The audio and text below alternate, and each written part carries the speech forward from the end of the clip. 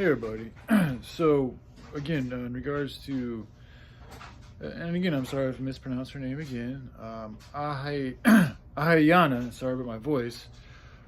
She's somebody I've known. She has a YouTube channel, so y'all can check it out if you want to. But I've known about her on YouTube for like, I don't know, maybe 6, 7 years. It's been a long time. I've known her actually on YouTube longer than I've known a particular person. And when I first found her channel, at the time she had like 700 subscribers and I had like, I don't know, maybe 12 or maybe not even 12. But I remember at the time thinking she's just out of my class. Like I was like, oh yeah, this is an attractive female. She's like spiritually gifted, or just very like for her age, which I'm not. She looks pretty young. So I'm assuming she's young, and she knew a lot about spirituality and shit, and I was impressed with her. Yeah, I mean, is candor the right word? I think it is. It's the word that's coming to me. But like, just like her candor, like the way she dealt with like expressing what she knew and also where she was at. And at the time, she was dealing with like issues with porn addiction herself, I think, or something along those lines, or it might have just been masturbation. I'm not sure if it was porn and masturbation, but anyway, so it's like it was interesting to find somebody else that had a similar issue. I mean, that's a lot of us do, but who was vocal, like able enough and confident enough in themselves to speak about it publicly, and also doing live streams. And she even, for a while there, she even had a little thing where she'd like accept live calls and people could call her and fucking talk to her about shit. And like, just really, I like those ideas, like ideas that help integrate and involve the public. I love. Like, that's a really great idea. I actually want to. My goal is to eventually start live streaming. I was gonna do it the other day actually, but so anyway, seeing her do that shit and just knowing who she is, and she's also had just a very, sorry about the background noise. Like she'd make videos going to the park and like just doing very like kind of natural, like organic, like movements with the body and with the leaves. And like the way she moved was in itself a lot like art.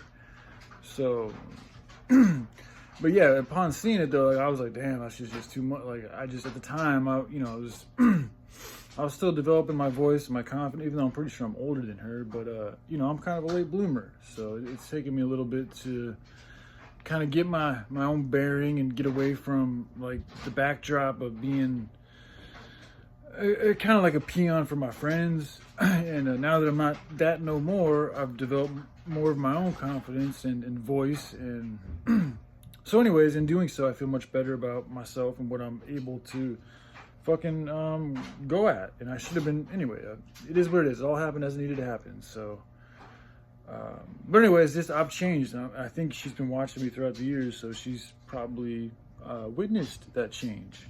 So, anyways, but yeah, I just want to share some words on the subject for y'all, and if she happens to watch, like I can see how I mean, part of it is because I'm trying to get over a particular person. That's true, and I'm gonna say this too, like not that I think she's been doing spells, like when I was talking with when I was sent my heart energy to the draconic priestess, like the 2 following days after that, like I would wake up feeling like the most intense amounts of like paranoia, like just like ridiculously so. Like it was so strong, it would like wake me up at night, like thinking like, oh, she's gonna leave you, she's gonna leave you, she's gonna leave you, she's gonna leave you. And I'm like, I've never even talked to this chick or anything, and like I'm just getting hit with these profound feelings of like, she's gonna leave you, she's gonna leave you, she's gonna leave you, she's gonna leave you, she's gonna leave you. And I'm like, this is fucked up. And I thought it was that's actually what eventually led me to make the video about how I think she's too deep for me, and I was trying to protect myself because I was like pretty much utterly convinced that she was gonna leave and it's gonna break my heart. And then I was thinking about a particular person, and it's just like I was just like, oh, it's just better I just leave that alone. But since then, it's come to me through various means and sources that there's a real good chance that a particular person actually did spell work on me to get me feeling that way, so things wouldn't work out between me and a draconic priestess. And by me even sharing the fact that I've got interest for Aahana, or Aahana, I'm sorry if I mispronounced that, is taking a risk because I'm letting the enemy know that I have interests for her, and so people can do things to her. So that might happen again. But again, though, this type of shit, like, I think that it's good to share this type of stuff with the world, because you're gonna have to eventually someday. So you might as well do it fucking sooner the better and just get over with it. And as you're doing it, you grow and you build up your tolerance and you move on. So that's why I continue to do these things, even though I know I'm doing things that are gonna bring about a higher level of resistance than if I would have just done it on the DL. But that's not as being as upfront and bold. So I thought I'd choose more the bold action, and also to let others know where I'm at, because I don't like doing things fucking behind the scenes and where people don't know. I like people to know how I'm feeling. Like, I'm not trying to hide shit.